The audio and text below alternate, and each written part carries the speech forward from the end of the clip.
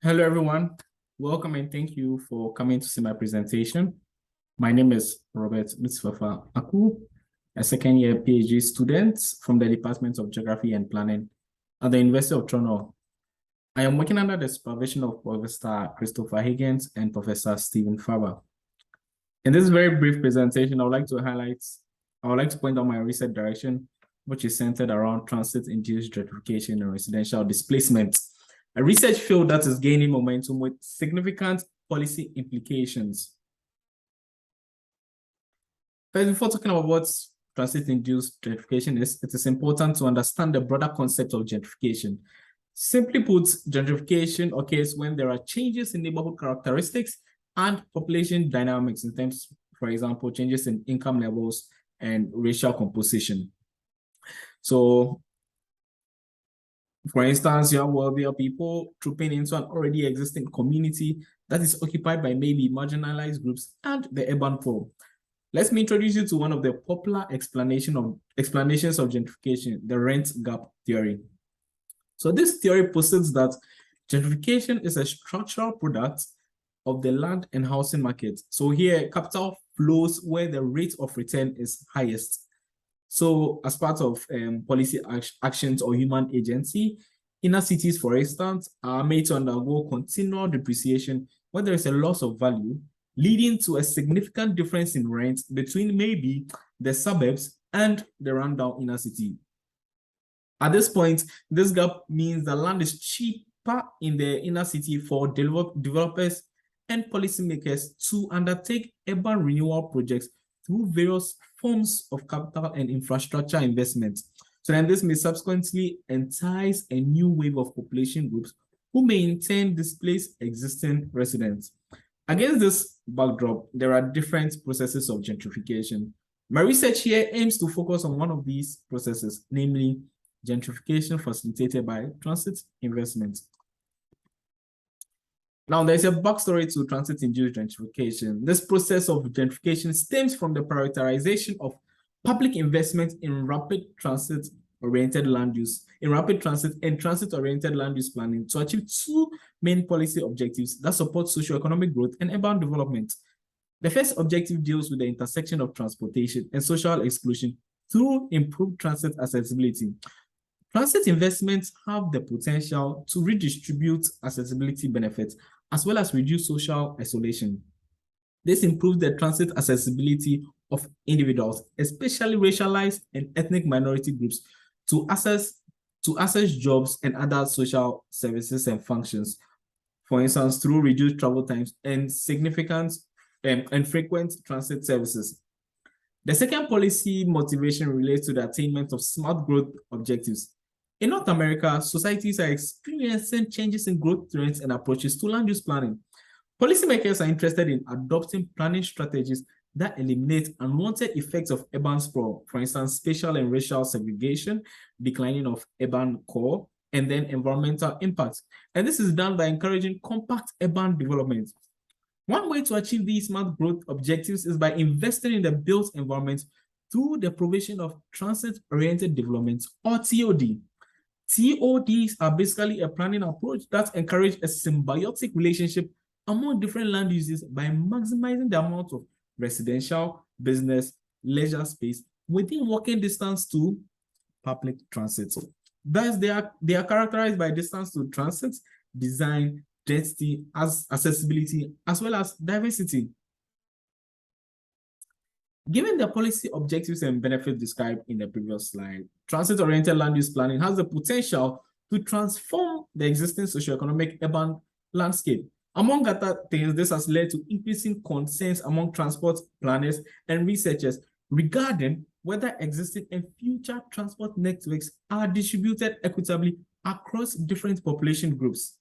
Hence, we see several accessibility-based analysis undertaken by several researchers, including those involved in this Mobilizing Justice project, that measure the ease with which different demographics participate in city functions, given new transit infrastructure.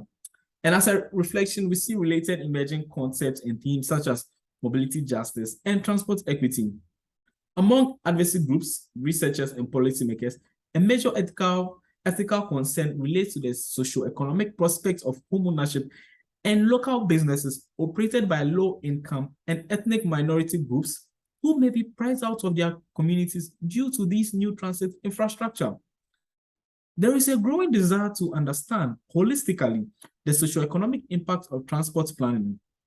And this has led to the emergence of the research field of transit-induced gentrification and residential displacement. The explanation and understanding of the concept under discussion has been grounded in neoclassical urban economic perspectives and location theories. These models and theories basically explain how gentrification is facilitated by improved transit accessibility as well as preferences for TOD communities. For instance, there is recent evidence to suggest that people would like to live in station areas of the Waterloo LRT that recently opened in 2019 in order to easily access walkable neighborhoods. In summary, the construction of a new transit line and stations may engender an influx of capital, which opens up new markets for the re-entry of the most advantaged and outbidding of low-income residents, as well as determine who moves in, who moves out, and how urban living is impacted. Several studies have investigated the concepts under discussion, but in a rather disconcerted manner. Recent literature reviews of these related gentrification studies leave much to be desired. Delmel, for instance, states that the impacts of transit investment on neighborhood is either marginal or very difficult to quantify. This supports an earlier claim made by Paidero and others who suggest that current evidence is partial and inconclusive. For this presentation, I've classified the reasons for the current state into three groups. So first is a conceptual problem. This includes the notion of locational affordability. Well, even though the housing market may become expensive, people are still able to live in the area, like the station area, due to savings in transportation costs. Second, there are significant methodological flaws which have been identified in these existing studies. Past studies have been described as biased due to a failure in adopting robust research strategies. And such biases include failure to account for issues such as spatial autocorrelation. Finally, there are data limitations. So how do we measure residential mobility decisions? It can be very difficult to track household movements from one location to another, and even the reason for their move. As a result, analysis made in previous studies, although they have some merits, have been described as potentially inaccurate and ineffective, leading to poor policy advice. These shortfalls can be addressed through the use of up-to-date research strategies, use of more expansive approaches, i.e. just not quantitative, but then qualitative research methodologies too. And finally, one that caught my attention, a need to establish a causal relationship between transit investment and subsequent gentrification and residential displacement. So then this need can be addressed through an enlarged geographical scope by conducting more comparative and consistent analysis across different urban contexts and transit project types. Now, I would like to highlight the direction of my thesis by starting with a statement from Delmel. So Delmel states that the theoretical connection from investment in transport to neighborhood changes can be understood by tracing the impacts from one, land values, i.e. how are these capitalized, how are these transit benefits, example, accessibility and preference for TOD captured in the urban land market. Two, residential mobility decisions. Is the population and demographic dynamics changing? Who is moving out and who is moving into these station areas? And three, what is the net result of changes in land values and residential mobility? i.e. has the place been gentrified in terms of, for instance, racial composition? Also, how do new developments that's attributable to the TODs impact place attachment and existing sense of place? That's quality that's held by residents. My first paper, which is currently ongoing, like the analysis is currently going, is a national scale accounting of land value uplift in Canada. So then this seeks to examine the impacts of transit investment in the residential real estate market of 8 cities that represent 5 provinces and 4 transit project types here in Canada. The second paper, although not yet settled, will involve the examination of residential mobility responses to changing residential property markets, as well as neighborhood outcomes. So then this will utilize data sets such as tax records and census data from Statistics Canada. I'm also considering a qualitative and case study approach that examines how the place attachment or sense of place qualities have been impacted due to new transit investment.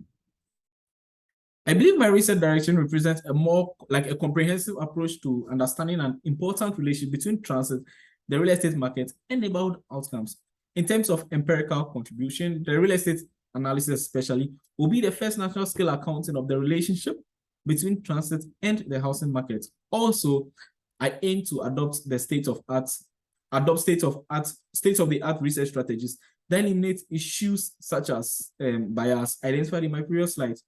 More importantly, I hope to contribute towards evidence-based transport equity policies in Canadian cities, including strategies related to affordable housing.